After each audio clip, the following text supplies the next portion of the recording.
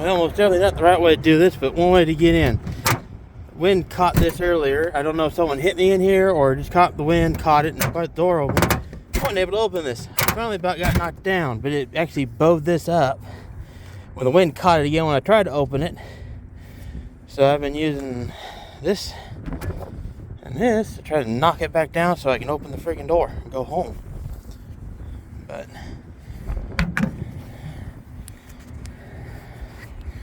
yeah, just something with rubber. Give it some protection.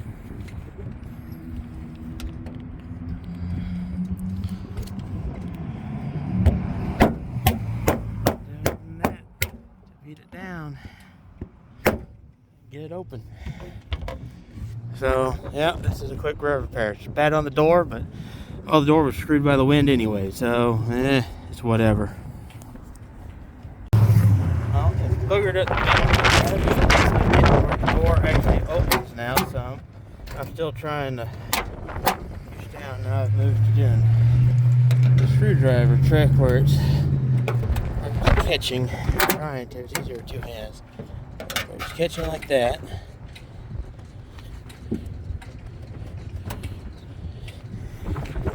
Pushes it down and in and moves the fender away.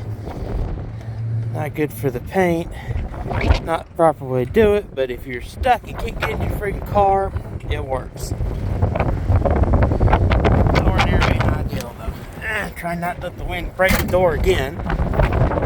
So, yay for 90-mile-an-hour winds.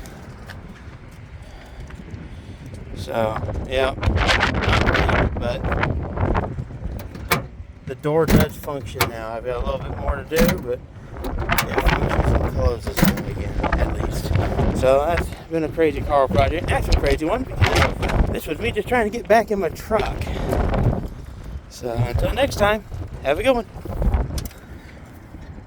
Oh, I almost forgot. Remember to like, subscribe, share, all that stuff.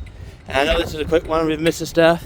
We've had some family illness and some other issues going on, so it's been hard to film. And Lou's not able to edit, so yeah.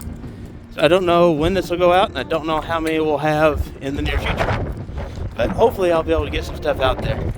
Well, we'll be able to get some stuff out there, I should say. So have a good one.